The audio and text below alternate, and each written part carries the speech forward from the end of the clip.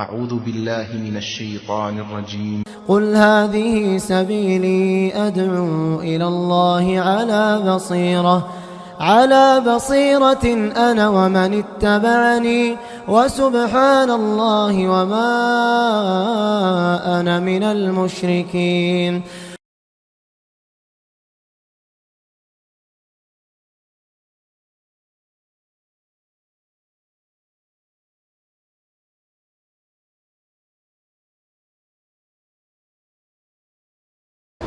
السلام علیکم ورحمۃ اللہ وبرکاتہ.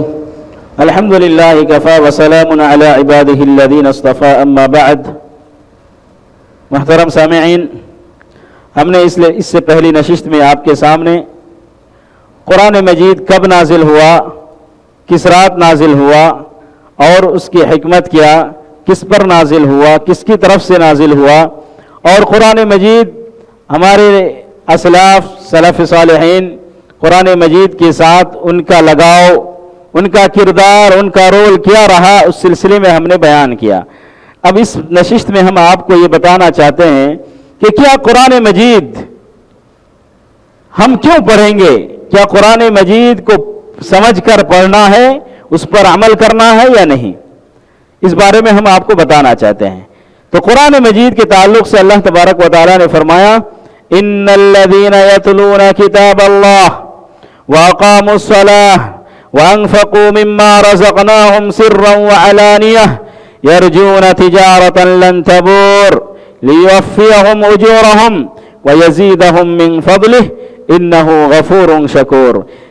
جو لوگ قرآن مجید کی تلاوت کرتے ہیں، نماز صلاۃ قائم کرتے ہیں، اور جو اللہ تبارک و تعالیٰ نے انہیں مال دیا ہے، روزی دی ہے، ان کو ظاہری طور پر اور پوشیدہ طور پر خرچ کرتے ہیں، اور یہ امید رکھتے ہیں کہ یہ تجارت، یہ ہماری بزنس کبھی ختم ہونے والی نہیں ہے، تاکہ اللہ تبارک و تعالیٰ انہیں اجر سے مکمل اجر سے نوازے اور پھر اور مزید اجر ان کو عطا کرے. اللہ تبارک و تعالیٰ غفور ہے، شکور ہے، بندوں کا بھی اللہ تعالیٰ شکر ادا کرتا ہے. اس سے پتہ چلا کہ یہ قرآن مجید سمجھ کر پڑھنا ہمارے لیے بہت ہی ضروری ہے. اگر ہم قرآن مجید کو نہیں سمجھیں گے، قرآن مجید کو اگر ہم سمجھ کر نہیں پڑھیں گے، تو پھر ہمارا پڑھنا بغیر سمجھ کے جو اس کا معنی نہیں جانتا ہے اس کے لیے بھی ٹھیک ہے، لیکن جو سمجھ کر پڑھتا ہے تو گویا کہ اس کا دل ایک مطمئن ہو جاتا ہے، اس کے دل کے اندر اطمینان ہو جاتا ہے. اس کے دل کے اندر اگر کوئی شکوک و شبہات پائے جاتے ہیں، کوئی بیماری پائی جاتی ہے، تو وہ دل بالکل اس فہم کی وجہ سے، تدبر کی وجہ سے، غور و فکر کی وجہ سے وہ دل بالکل روشن ہو جاتا ہے. وہ دل کے اندر کوئی بیماری، کوئی شک شبہ نہیں رہتا ہے. اللہ تبارک و تعالیٰ نے قرآن مجید کو ہمارے لیے کیا بشارت دینے والا، رحمت اور ہر چیز کو بیان کرنے والا بنا کر بھیجا ہے. اللہ اکبر. اللہ تبارک و تعالیٰ نے فرمایا وَيَوْمَ نَبْعَثُ فِي كُلِّ أُمَّةٍ شَهِيدًا وَيَوْمَ نَبْعَثُ فِي كُلِّ أُمَّةٍ شَهِيدًا عَلَيْهِمْ مِنْ أَنفُسِهِمْ. انہی میں سے ہم ہر امت میں ایک گواہ بنا کر بھیجیں گے. وَجِئْنَا بِكَ شَهِيدًا عَلَى هَؤُلَاءِ. اور ان پر ہم آپ کو گواہ بنا کر بھیجیں گے. وَنَزَّلْنَا عَلَيْكَ الْكِتَابَ تِبْيَانًا لِكُلِّ شَيْءٍ. اور ہم نے آپ پر قرآن مجید کو اتارا، ہر چیز اس کے اندر کھول کر بیان کر دی ہیں.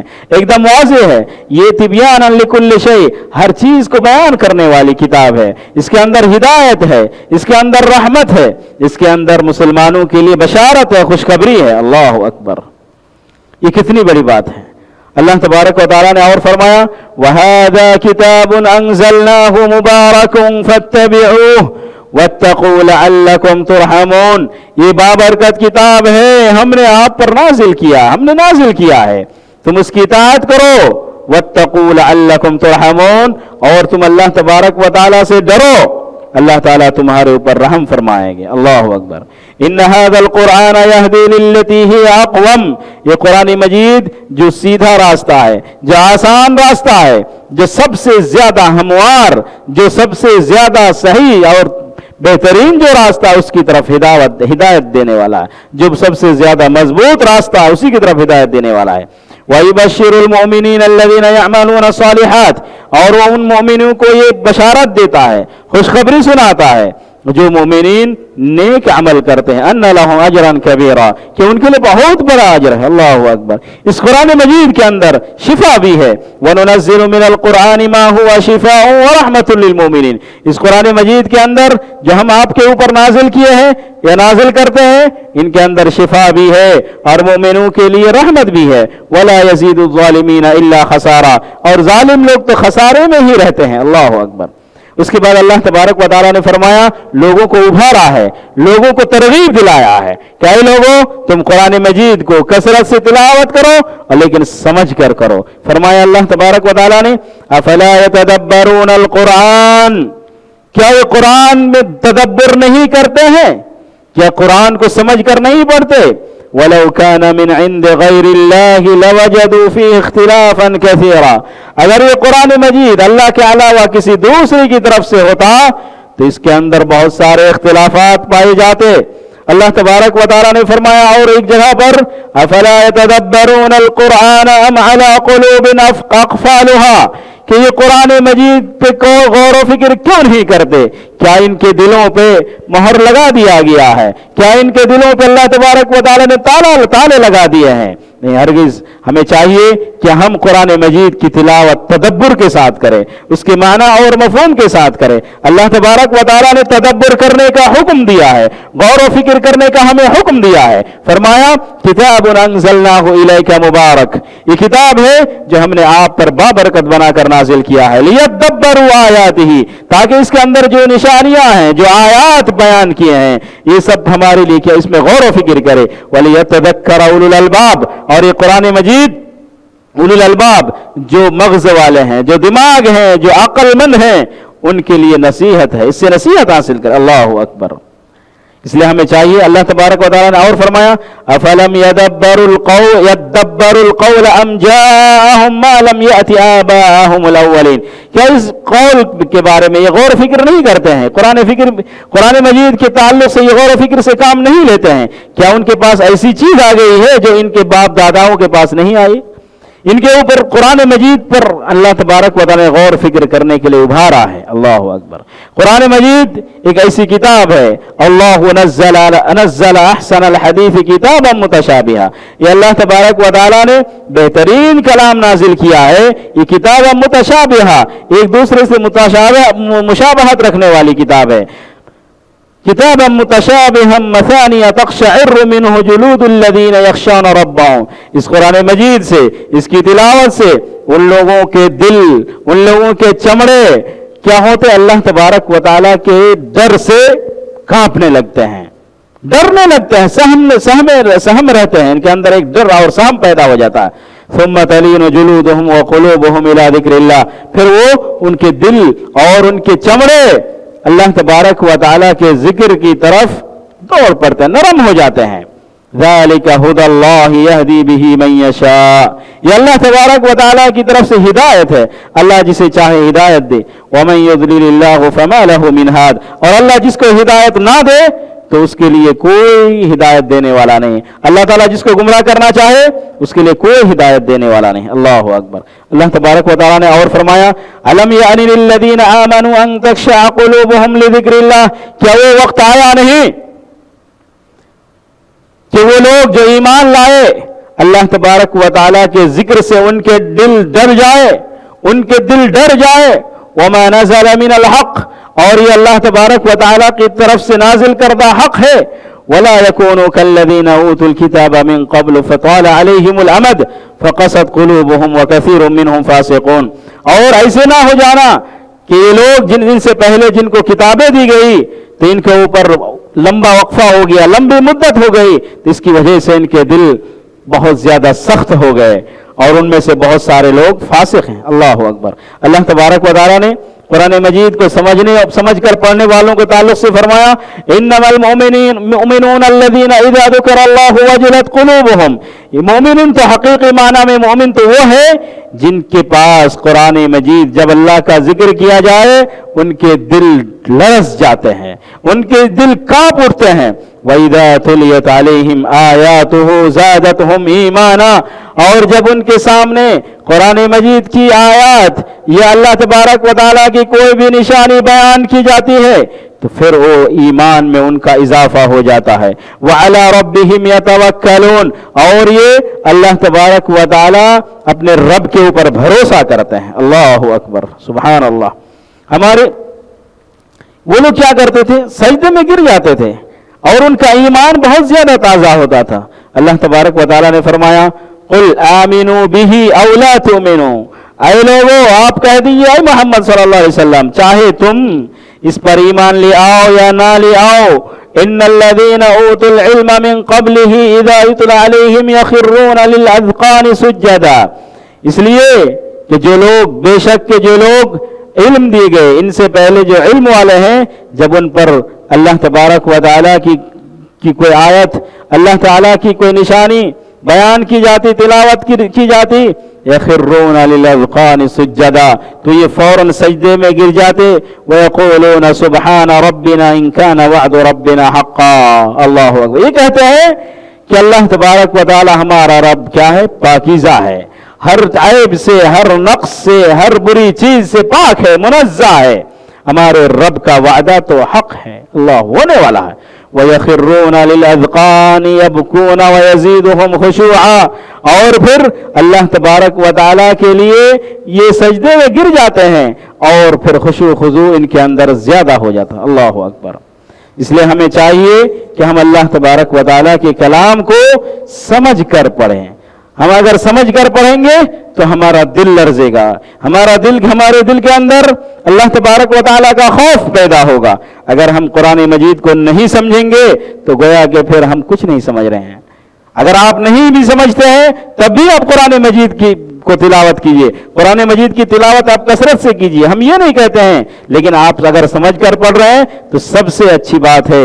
یہی تو اصل مقصد ہے قرآن مجید کا نازل کا. اللہ تبارک و تعالیٰ نے یہ بھی فرمایا کہ اگر یہ قرآن مجید ہم کیا کرتے, کسی پہاڑ پہ اتار دے تو پہاڑ بھی اللہ کے ڈر سے کانپ جاتا, وہ بھی چور چور ہو جاتا. اللہ اکبر. لو انزلنا هذا القرآن على جبل لرأيته خاشعا متصدعا من خشية الله, اگر ہم اس قرآن مجید کو کسی پہاڑ پر بھی نازل کرتے تو وہ پہاڑ اللہ تبارک و تعالیٰ کی خشیت سے, اللہ تعالیٰ کے رعب سے, اللہ تعالیٰ کے ڈر سے وہ بھی کانپ اٹھتا, وہ بھی ڈر جاتا.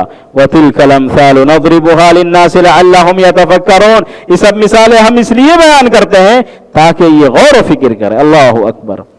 اور اللہ تبارک و تعالیٰ نے ہمیں قرآن مجید سے بھاگنے کا, اعراض کرنے سے منع فرمایا. اے لوگو تم قرآن سے بھاگو نہیں, فرمایا وَقَدْ آتَيْنَاكَ مِن لَّدُنَّا ذِكْرًا, ہم نے تو اپنی طرف سے تمہیں ذکر دیا ہے, قرآن مجید عطا کیا ہے. مَنْ أَعْرَضَ عَنْهُ فَإِنَّهُ يَحْمِلُ يَوْمَ الْقِيَامَةِ وِزْرًا, جو شخص اس ذکر سے, اس قرآن مجید سے بھاگتا ہے تو قیامت کے دن وہ اپنے اوپر بوجھ اٹھائے گا. خالدین فیہ, اور وہ جہنم میں ہمیشہ رہے گا. وساء لهم یوم القیامت حملا, اور کتنا ہی یہ برا بوجھ ہوگا قیامت کے دن. اللہ اکبر. اس لیے ہمیں چاہیے کہ ہم ہمیشہ اللہ تبارک و تعالیٰ کو یاد کریں, اللہ تبارک و تعالیٰ کو پکارے, قرآن مجید کو سمجھ کر پڑھے. خاص کر امام ابن قیم رحمۃ اللہ علیہ قرآن مجید کو سمجھ کر پڑھنے کے تعلق سے فرماتے ہیں کہ سب سے زیادہ نفع بخش اگر کوئی چیز ہے دل کے لیے تو یہ قرآن مجید کو غور و فکر کے ساتھ پڑھنے کا نام ہے. اگر آپ اپنے دل میں اللہ کا خوف پیدا کرنا چاہتے ہیں, اگر اپنے دل کو نفع پہنچانا چاہتے ہیں, اگر اپنے دل کو شکوک و شبہات کے نقصان سے پاک کرنا چاہتے ہیں تو آپ قرآن مجید کو تدبر اور تفکر, غور و فکر سے آپ پڑھیے. اس لیے کہ یہ سارے لوگوں کے منازل کی کیا ہے, ایک جامع چیز ہے. اور یہ تمام لوگ جو عارفین ہیں, جو اللہ والے ہیں, جو اللہ کو ماننے والے ہیں, ان کا یہ مقام ہے.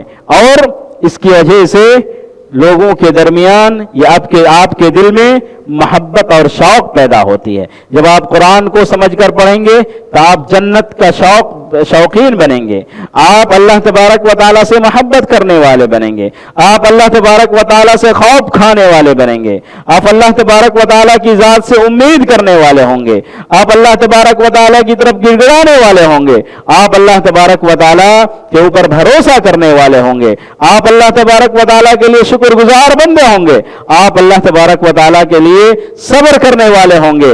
غرض ہر طرح کی ساری چیزیں اس قرآن مجید کو سمجھ کر پڑھنے میں ہے۔ اور پھر شیخ الاسلام ابن تیمیہ رحمۃ اللہ علیہ فرماتے ہیں قرآن مجید کو بھیجنے کا مقصد تو صرف یہی ہے کہ اس کے معانی اور مفہوم کو سمجھا جائے اور اس پر عمل کیا جائے۔ اللہ اکبر۔ قرآن مجید کو بھیجنے کا مقصد اور قرآن مجید دنیا میں نازل ہونے کا مقصد یہی ہے کہ اس کو سمجھ کر پڑھا جائے، اس کے معنی کو سمجھا جائے، اس پر عمل کیا جائے۔ اور یہی اہل علم کا کیا ہے؟ رویہ ہے، اہل علم کا کردار ہے۔ جو اہل علم ہیں، جو علم والے ہیں، وہ اللہ تبارک و تعالیٰ سے ڈرتے ہیں، اللہ تبارک و تعالیٰ کے کلام کو ہمیشہ تلاوت کرتے ہیں۔ اس لیے ہمیں چاہیے محترم حاضرین، محترم ناظرین، ہمارے سننے والے، ہمارے ویڈیو کو دیکھنے والے، کہ ہم ہمیشہ قرآن مجید کو، اگر آپ کے پاس آپ اردو جانتے ہیں تو جو اردو ترجمے والے قرآن ہیں آپ اردو ترجمہ دیکھ کے پڑھیے، ایک آیت، دو آیت، چار آیت، آپ سے جتنا بھی ہو سکے۔